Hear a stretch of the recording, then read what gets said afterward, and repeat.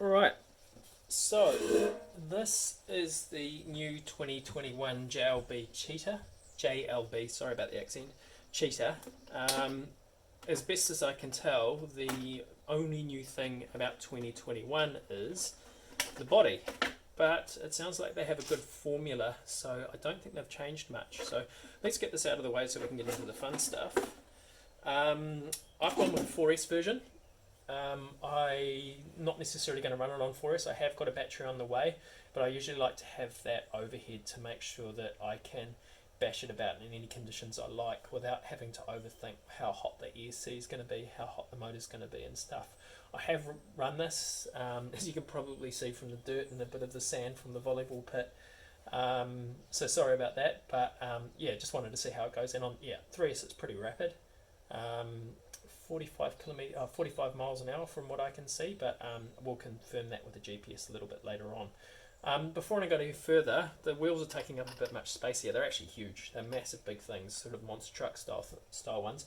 So I'm going to cut off now, take them off, and we'll come back to you shortly and we'll go through in a little bit more detail. Right, that's better. Wheels are out the way. They need a 17mm spanner to remove them. I use a socket, I just find them a lot easier because I've got the tools anyway. But yeah, so these are the wheels, huge, really soft rubber, monster truck style. They're really well glued down. They're not a beadlock, are they? No, it's just glue. They've got a fairly soft foam inner. As you can imagine, they do balloon quite a lot even when they're driving, so that changes the nature in which it drives.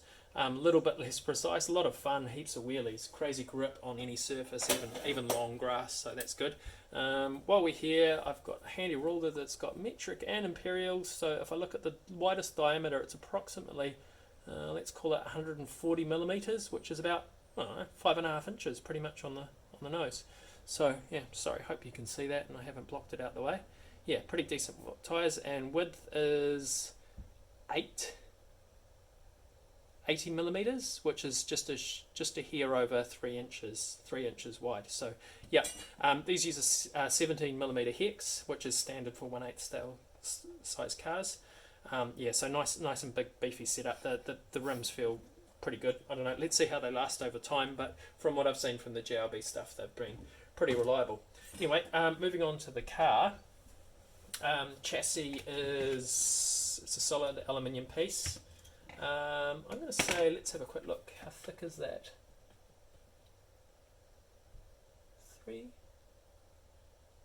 Probably 2.5 or 3 millimeters thick. It feels fairly solid, and it's got a top deck as well.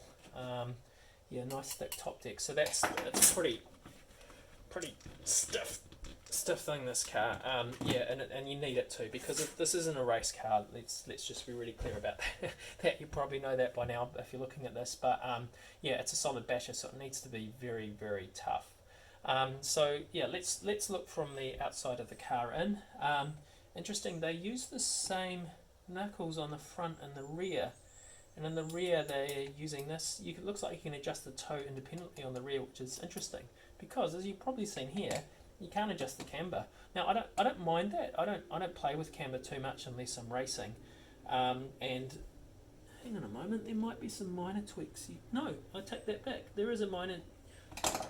If you look in there, there is a Allen key head, so you can make minor adjustments to the camber. That's pretty cool. Yeah, that's threaded in there and goes in and out. So I take that back, you can adjust camber. So yeah, really solid looking double wishbone suspensions. Yeah, there's no holes cut. It's really chunky looking. Yeah, it's got a bit of flex to it too. So not super rigid. That's going to be brittle and snap, but it's yeah, good. So yeah, pretty happy with that. So there's some good adjustability here. Yeah. Your turnbuckles for front and rear are obviously quite adjustable. Suspension, I noticed last night that they've got these little rubber caps on them that protect the shaft from any debris that is likely hit it, mud, sand, whatever you're running through.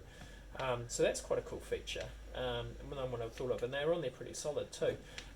Springs are fairly hard. It looks like you've got two different spring core densities there, so one that it looks like yeah, usually you'd go with that setup where the springs at the top or lower would be a lot higher rate. So one would compress first, and when it gets near its final compression point, it becomes really quite stiff. So that you don't try to blow the shocks out, it puts a pressure on the springs. But overall, it makes it quite a stiff spring, so it should hold fairly well. I would have liked a little bit more dampening. When I open these shocks up, I'll probably go see what kind of fluids, and usually about 30 weight from stock, and might go up to around 50 or 60. I think will help. Yeah. So, but otherwise they're nicely built. They're threaded for adjustment. They look like pretty nicely done shocks. Yeah. Moving on. Yeah, it's got a very prominent wheelie bar there. I mean, this is a fairly substantial looking thing, a couple of ball bearings, and I have seen complaints, and I have felt it myself, that it creates a bit of a fulcrum when you're doing wheelies, so it does get a bit wobbly during wheelies, as opposed to the two wheels that sit side by side that give you a little bit more stability. Not a big deal. It's solid. It doesn't look like it's going to break. There is a degree of adjustability to it. I don't know if you can see on my phone or my camera, but there are 3 holes that you can choose from here that can change the angle of attack. It goes really high when it wheelies at the moment, which is fun for the kids, but I don't know, I might adjust it down a wee bit. That would be my preference. Steering setup's nice, it's precise, there's very little slop in it. Again, you probably can't see that on the video there, but there's very little slop in the steering setup. There's a servo saver in there, so it's you may be able to see. Can we activate that? No, she's pretty stiff. It's a pretty tight servo saver, which is typical in these bigger cars. So it comes back to the servo itself. That servo's pretty slow. I'm not a big fan of it. According to the box, it's 21 kilos, so it's made to be torquey to move those massive big wheels around, but it does sacrifice something in speed. I have got another servo I'm going to put in it. Let me have a look. Where is it? I'll find it later. It's a Racer Star. I've got 2. I've got a coreless one, which is quick, and I've got a brushless one, but I think I might save that. No, I probably will put the brushless one in here because it's super duper powerful. So I'm going to put a brushless servo in here. Let's look at the rest of the electronics. So it runs Dumbo RC gear. It's not the gyro version, probably doesn't need it with that much tyre on it, but really reliable setup and super good range. Here's the 2.4 gigahertz antenna there. Now this ESC is the SCA RTR. That is a hobby wing ESC, and I know that for certain because I have another one here. So here's another one I actually bought for the 104001 WL Toys car, 1/10 scale 4-wheel drive as a backup, but I'm not going to use that in that one. I've got other plans for that. Really good ESC though. I'm really impressed with that. Comes with a Dean's or T-play connector, whatever you call it. I'm going to change to an XT60 because I like my batteries in sort of 1/10 scale, and then I'm not drawing crazy amounts of currents to have that other connector. It's compatible with my chargers and my quadcopter batteries. Anyway, I won't bore you with the story there. So yeah, really good ESC. It's got a fan pre-installed. I think the fan just goes full speed all the time. There's no subtlety about the speed of the fan, which is fine. I'm not worried about the sound coming out of that.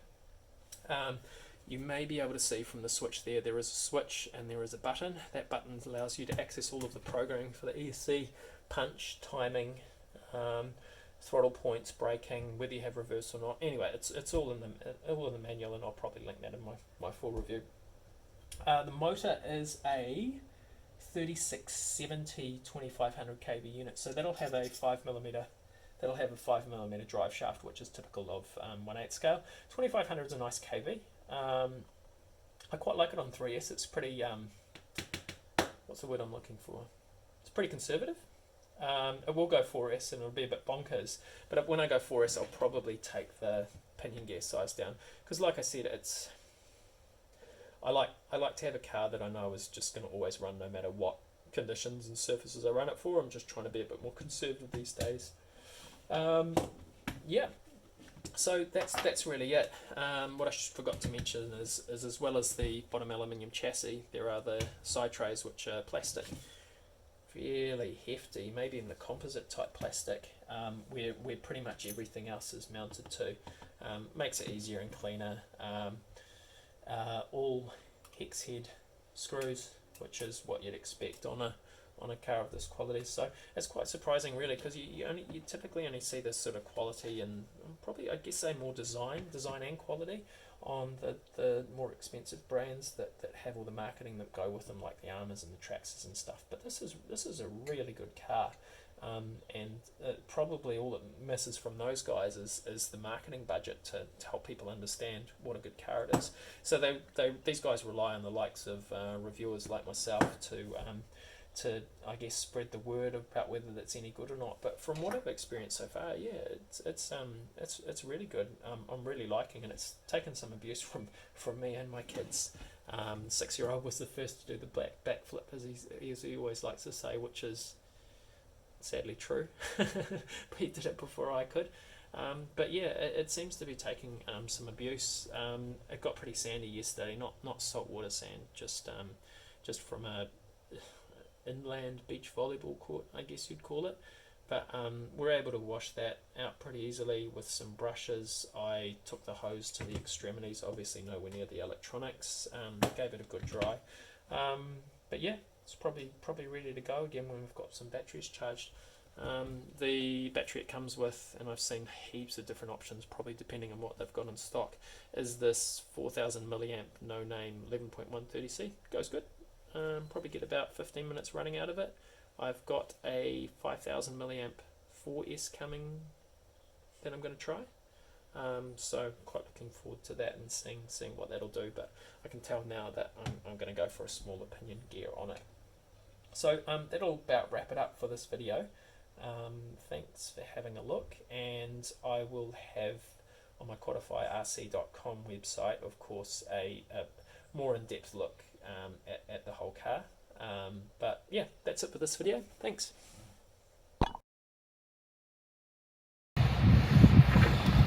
All right, should we get the big one out?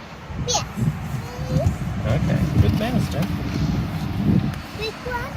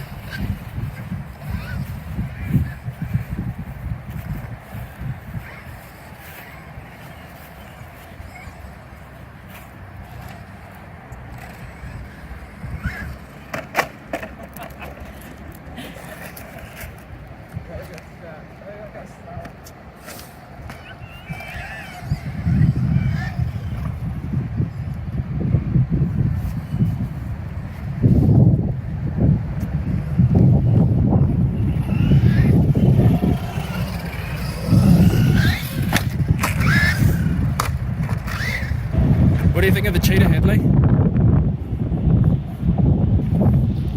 Is it pretty good? It's quite hard to see there, eh? Should we go rescue it? Yeah. That's pretty high.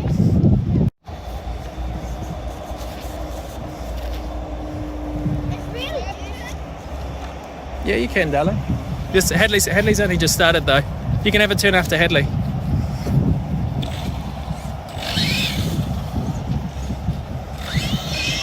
Whoa! Hadley, I haven't even done a backflip yet.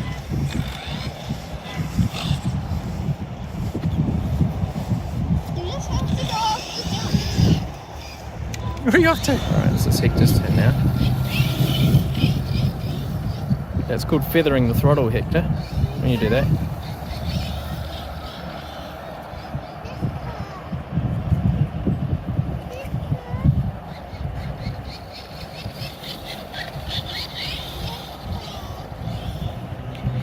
Do you want me to give you some more speed, Hector?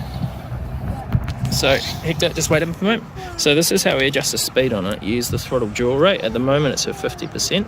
So what you can actually do is use this to adjust the top speed. So if you're in a nice open area, we're not going to hurt anyone, you can give it full noise. Alright, give that a go. A bit more powerful, eh? Oh yeah. Just stay away from the people, buddy. That's for you to rescue, mate.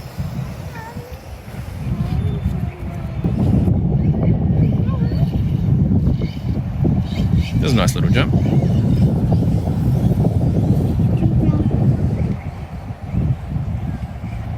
Takes about 30 minutes to clean, buddy. Are you going to do that for me?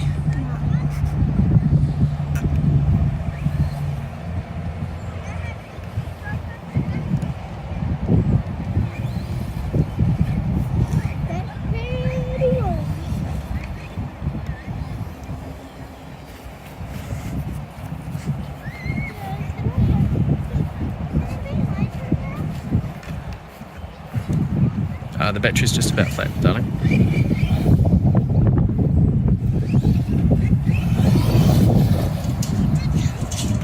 See the grass helps clean it? Well, at least the wheels anyway.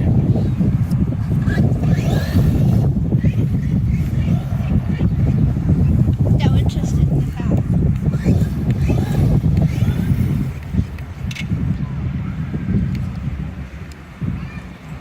It's going slow. Oh yeah, that means the battery's flat. Oh, look at that mess. Look at that mess. Bring it over here, mate. I'll get a picture of it. I can't move. Yeah, its battery's fully flat. That's a low voltage cut-off to protect the LiPo battery. What do you reckon? Should we look under the cover? See how messy it is? Can you hold on to these for me, buddy? Thank you. One. You can hold on to two as well. 2, 3, 4. Oh man, even those are... Oh, don't drop them, man. You dropped them. Not that messy under there. No, it's not too bad, eh? Should we turn it off? What do you reckon? Is the motor going to be hot? It's not... Yeah, it's probably about 70 degrees, maybe 70 or 80 degrees Celsius. EC's good with that big fan. Everything looks pretty solid on this. Just dirty. Hey boys, what did you think of the Cheetah? I liked it because it could go off-road and go over big clumps of grass that has already been chopped. And what about you, Hadley? What did you like? I liked it about its that there's a kind of double flips and the backflips. I saw you do a backflip, Hadley. Yeah. Hadley did a backflip and I can't even do a backflip. Got to work on that.